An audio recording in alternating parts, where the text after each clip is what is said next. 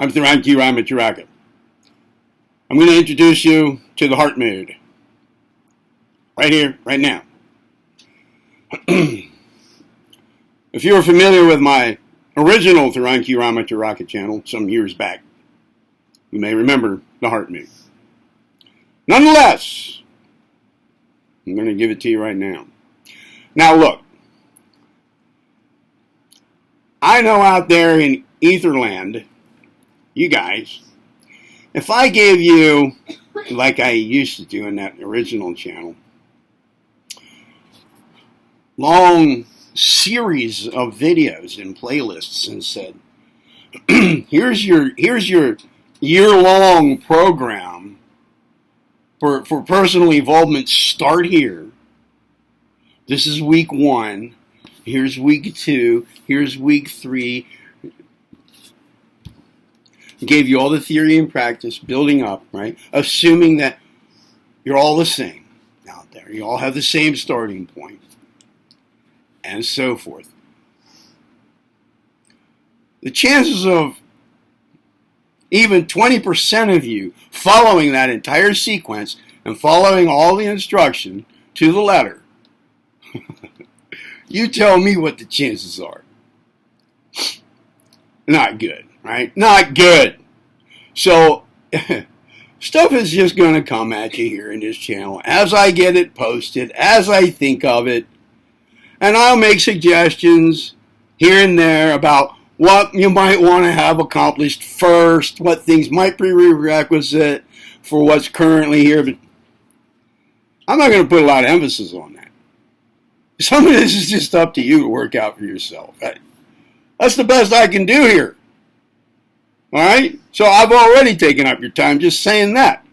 So what's the heart mood? All right, well, take a look here. Listen. You may know about the calm attention technique, which leads to the mood of calm confidence. It's called the CAT, calm attention technique. It's right here, already posted, already uploaded within my first 200 videos. I think it's within the first 100. I'm not sure, but okay. It's right there, calm attention technique, CAT. Get familiar with that. Get used to it. There's stuff that'll make that work better that's prerequisite to it, but it's not here yet. You wouldn't have followed the correct sequence anyway, most likely. I know that. All right. So none of this is going to work with its maximum efficiency for you, just because by the nature of it being YouTube videos and your busy life, and you and I are not working one-on-one in direct contact with one another. This is the best it can be here, okay? All right, so look. You got to really pay attention to this stuff. You're going to have to kind of like make up for the, pick up the slack that is created by the disadvantage of this being a YouTube channel and you being in Etherland from my perspective and me being in Etherland from your perspective. You're going to have to kind of pick up the slack. Now, all instruction, even if there were no slack to have to pick up, would say, do all of this, everything, every part of this. One approach to keep in mind, one aspect of how to go about all of this is treat it all as an attention training tool. All of it. Because that's your core mental faculty that is required for all of this anyway. So treat it all as an attention training tool. Well, now I'm saying double that. Okay? You got some slack to pick up. Your earnestness will determine the extent of the results here. And that earnestness comes down to motives and the attention. To the attention you put on this and the perseverance, right? The continuity. The attention given at each moment, your perseverance, your continuity, and your resolve. All right? The quality of the results will depend on your motives for it. Now, I'm giving motive work here too. I already have uploaded one video of practical instruction. Well, if you overlook that, you're missing half the formula right there for success with this. Earnestness and motives. Earnestness, the extent of the results. Motives, the quality of the results. Okay? One is quantity, one is quality. You skip out on half of this right from the start. You go, motives, I know my motives. You know, they're good. They're fine. We're good. Yeah, well, yeah. Go somewhere else. Okay? Just go somewhere else if that's your attitude about stuff. Okay? That's not being earnest. That's not giving it an attention. That's not paying attention. That's not even paying attention to what's here, really. That's a sign that you need some attention training. All right. Spank yourself. Okay, the heart mood. Go take a look at the calm attention technique. All right? Because you can incorporate later on, once you have the cat and the mood of calm confidence that comes from it, somewhat, put into your life. All right? Once you know how it works and you've got it underway, you're making progress with it, it's working.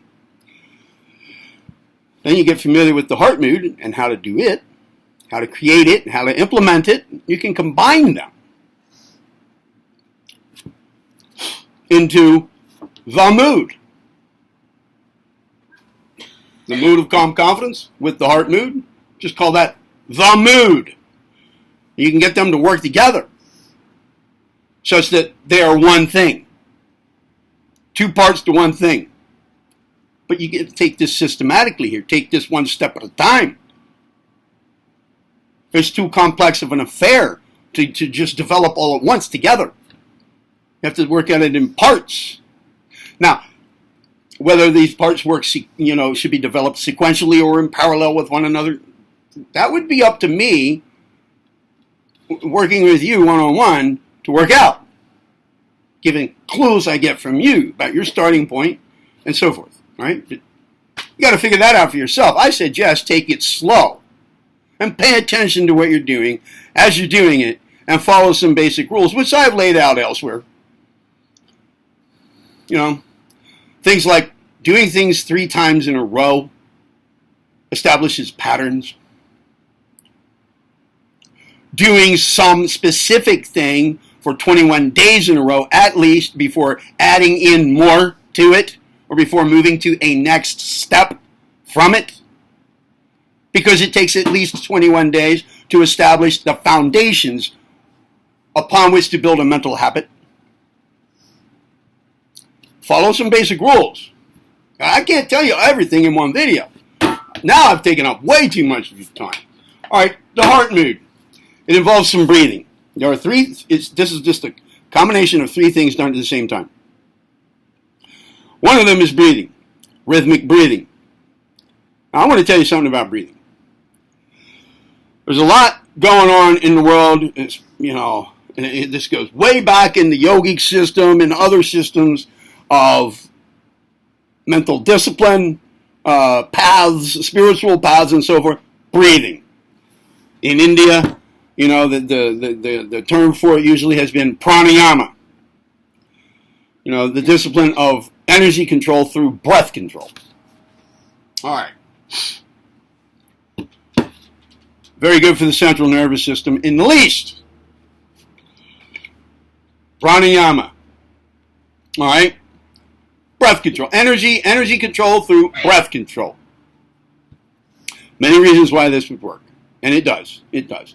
So there are many forms of pranayama, yogic breathing. There's the full breath, the complete breath, the alternate nostril breath, on and on and on, done in combination with different asanas, mudras, bandhas. And that's just an Americanized version of it. The most important factor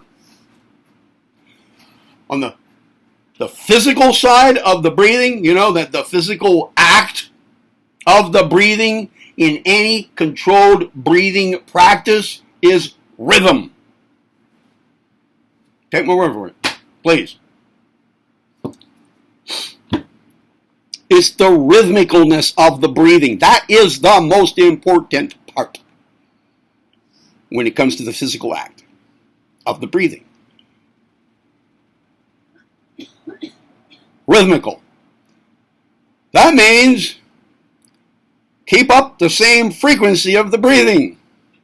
You know, make your inhales the same duration as your exhales.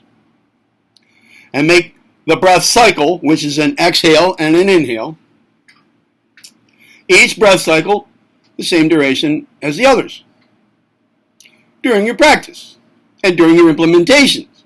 Also, there's practice, standalone practice. As with any of these things, there's standalone practice, right, outside of the rigors of everyday life. And then, if I don't give you methods of implementing the practice into the rigors of everyday life, then you figure it out for yourself. But there's always two phases to all of this stuff. The creating the thing in standalone practice, and then the implementing the results of the practice while still continuing your standalone practice, which may evolve as techniques turn into methods, combinations of techniques, and then methods combine into a way of being. Yes, you're going to have to drop some off, but never exclude something. It should be built into whatever you get to next.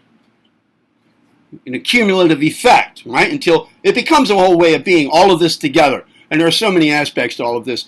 This has to be a comprehensive approach, folks, or you're just playing around. You're just blowing air out your ass, really, and wasting my time and yours. So pay attention to everything in this channel, right? Attention, right? Now listen. The rhythmicalness. Now also, your mental focus and so forth come into it. These are other important aspects. Of course. I was just talking about the physical part. You know? So which breathing technique to use? Rhythmical. There. How about that? All right, so we want to use that here in heart mood, in a relaxed and easy manner. This is nothing, no strain. None of this should involve strain. If you're straining with any of this, all right, let me give you a firm rule here. No straining. So now if you're straining, you're breaking the rules.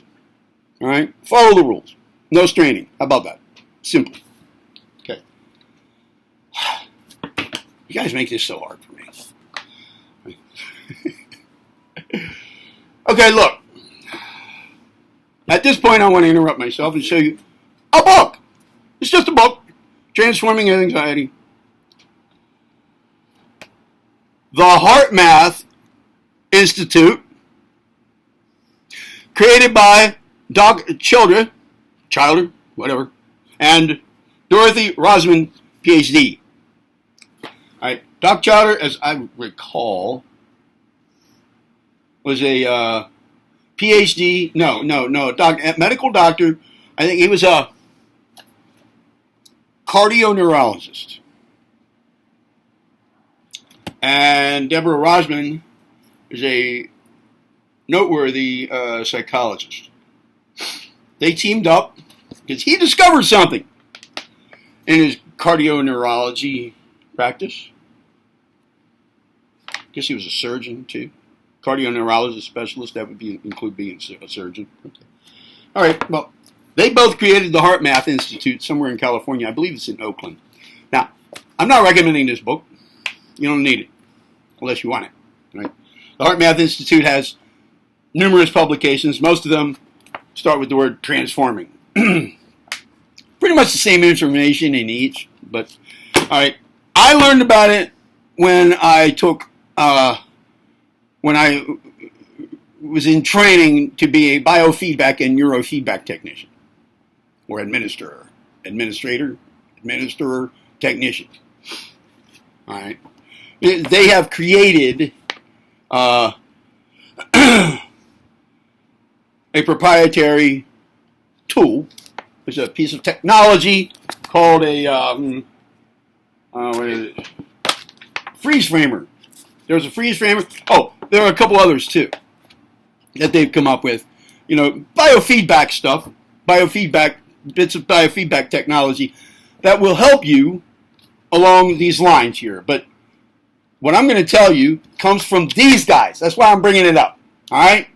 It's not my own original thing. But how to implement it into your life, how to incorporate it in with let's say, the cat, which is mine, by the way, proprietary, Theron Ramacharaka. How to work all of that, that's me at work here, all right? Giving it to you in the way I'm giving it to you right now, that's me. But this technique, they don't even call it the heart mood. I'm calling it that. But I'm telling you that this technique in and of itself comes from the Heart Math Institute. Okay, that said, here we go. 3 things at once. Rhythmic breathing, mental focus on your chest area, your heart organ, but you don't have to really focus on the heart organ, it's just that area, all right? And let's say also mental and emotional focus on gratitude. Gratitude, just to get started, because gratitude is a pretty easy one. It can be anything. It can be any positive emotion. Gratitude is a really good one to start with. It's non-selfish. It's non-self-centered, non-selfish. It's pretty easily accessible. Now, I'm going to tell you how this works here. I'm going to do these 3 things together. So listen, let's take the first 2. Rhythmic breathing and focus on your chest area, which is also where your lungs are. Now, you want to make this rhythmic breathing also full abdominal breathing. In other words, not just like surface up and down, up here, or shoulder breathing, which is, no, that only engages the upper lobe of your lungs, right? We want the entire thing, like the down into here, and then back out. Now, you don't have to make it a complete breath, all the way out, all the way in. The focus is kind of like breathe like a baby does. Natural breathing, not just surface up here breathing, just like the whole torso involved, all right? Easily, okay? You don't have to become a yogi to do this, right? You don't have to get in a lotus position. Just, sit with your back straight, for God's sakes, and your feet flat on the floor. At least during your standalone practice. It makes it work better. Puts your torso in the right position and your body in a more relaxed state, a more relaxed position, without laying on the floor so that you're going to go to sleep. Just keep your spine straight, kind of, keeps this front opened up the way it should be, and relax. Keep your feet flat on the floor. Keep your energy moving properly, and it's a little bit more easy to relax that way. And you don't have to close your eyes. Unless you're getting distracted by what you see, then close your eyes. Standalone practice here. And just kind of like natural breathing, but don't forget to just relax your abdomen. Let it work too. Let it do what it's trying to do when you're breathing naturally. And get rhythmic with it. And mentally focus in this area right here. Excuse me. Almost as if, now I'm making this part up, but almost as if you're focusing only on those 2 things, to the exclusion of other stuff going on in your head, which is a matter of attention control. So treat this as an attention training tool too. But that's not the primary thing going on here. Remember that. But just keep that in mind. You can train your will just through this. Just through doing this, which is the heart mood thing. That's what's happening here. All right? But you bear in mind that the more you focus on what you're doing, the better the result is going to be. You must focus on what you're doing, mentally focus. So you can think of this as secondarily an attention training tool. Any of these techniques, like even, putting emphasis on developing a better sense of humor. If I give you a technique for that, and I think I have, then do it with attention control on it. Focus on it. That way, you're getting some added benefit. Because it takes willpower to do that, to focus your attention. And where you focus your attention, your energy goes into doing whatever it is you're focusing on. Well, that trains your willpower also. Right? You want to get greater access to your individualized share of universal will? There you go. One of its main functions is to control attention.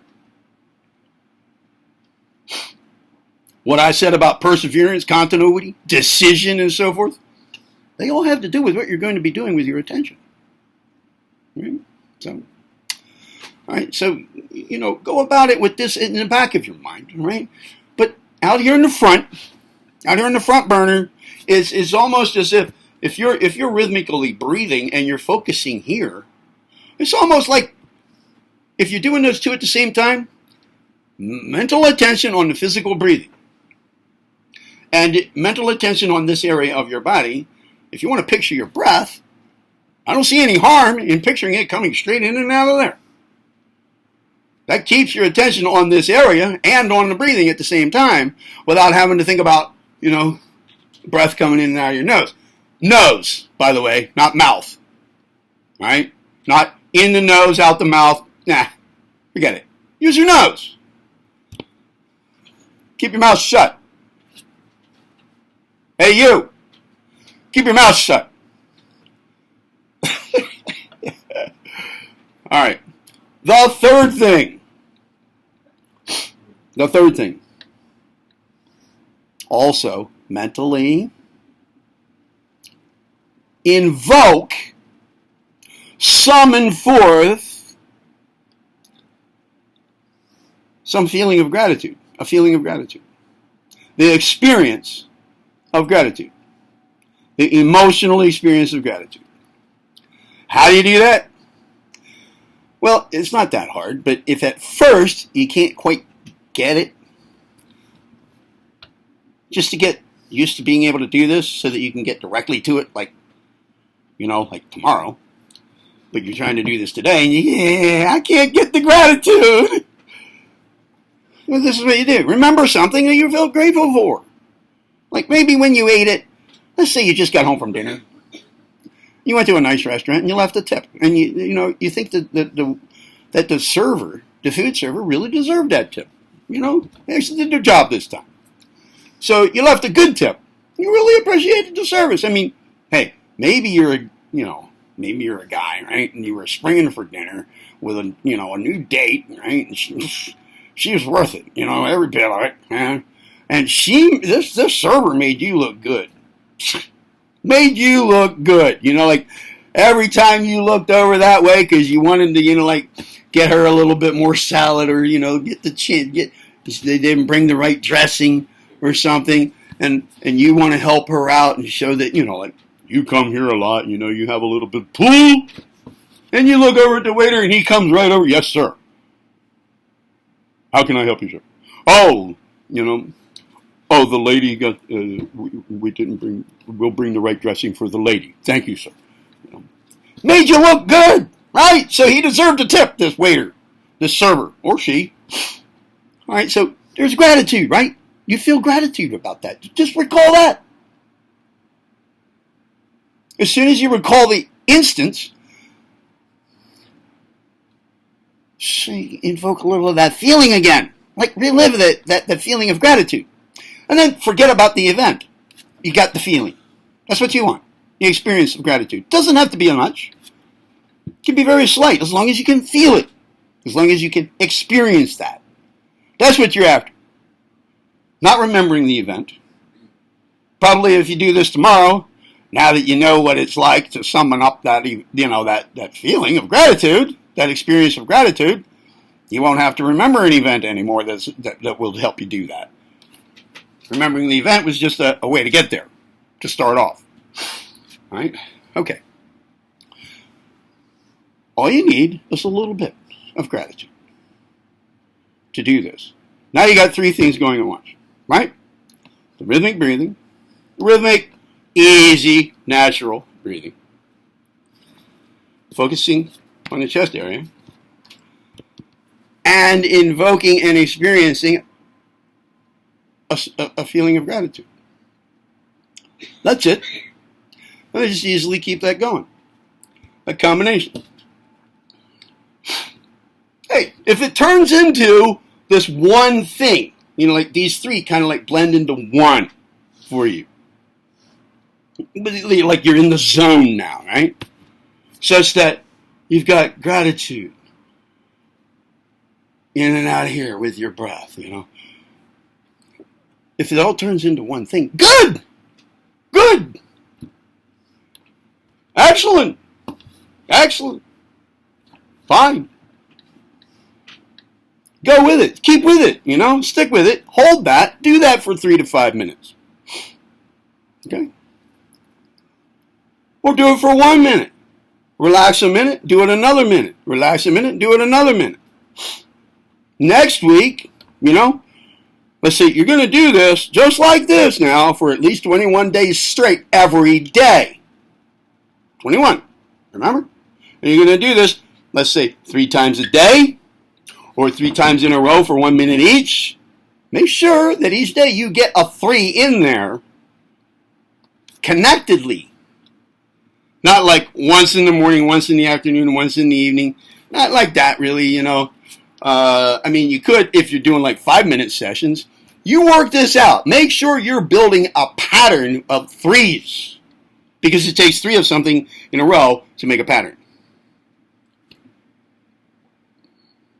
For example, if you take a look at 2 numbers in a row and you're asked, what's the next number in the sequence? Like I say, it's 1 and 3. What's the next number in that sequence? You don't know. You don't have enough to go on yet. If you get 3 in a sequence and you're asked, what's the 4th digit? You should be able to determine it. I know this because this was something that we had to do when I was taking a prep course to take the air traffic controller's exam once. This was something that I learned about number sequences in that training. This was going to be a part of a test. The entrance exam to go into full training to be an air traffic controller. You had to pass an exam to go to the training, which they would pay for, to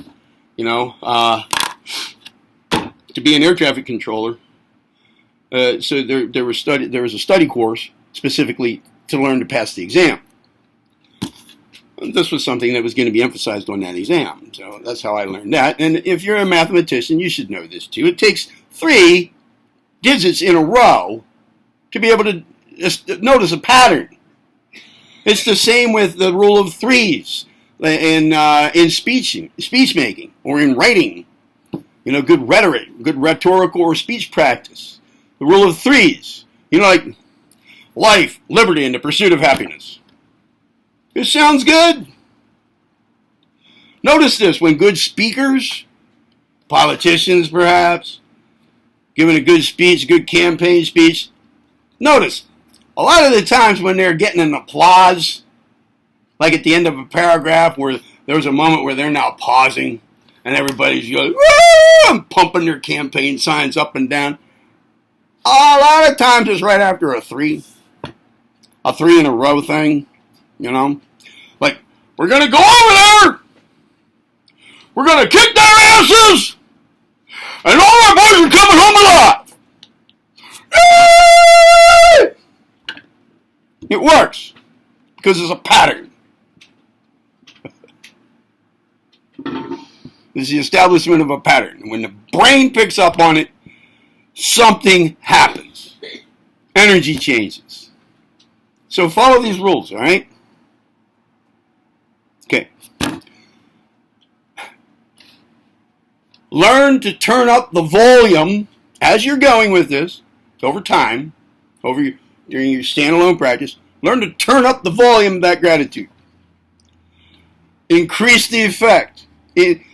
Now, it's the overall combination of these, what that mood is, We're not after the gratitude. Yeah, that'll be a side effect of this. Obviously, you're going to be able to feel more gratitude whenever you want, which is a pretty good thing, right? Has many results, psychological effects. Okay, right? But what we're after is the heart mood. It doesn't have to be gratitude that works in here. Gratitude is an easy one to get to use for starting. It can be contentment. It can be love.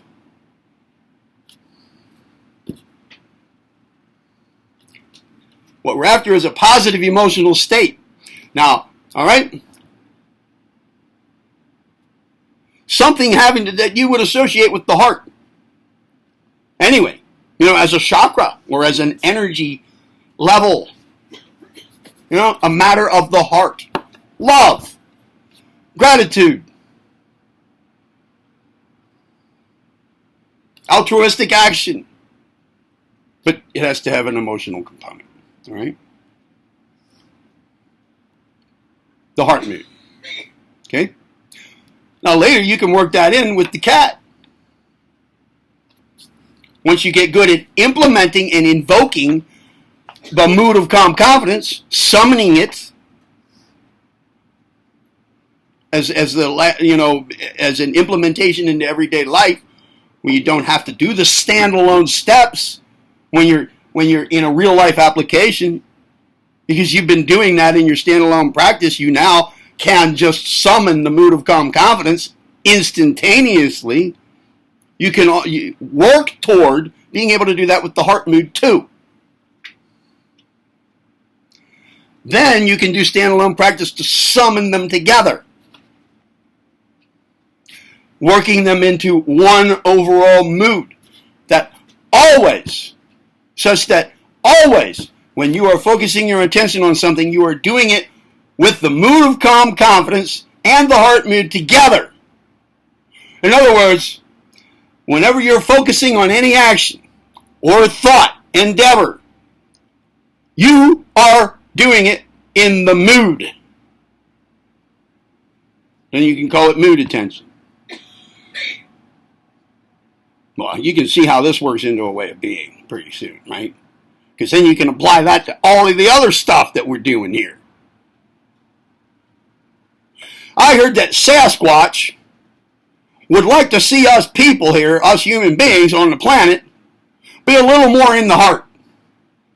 So there, listen to Sasquatch if you don't listen to me. All right? Heart mood. Be well.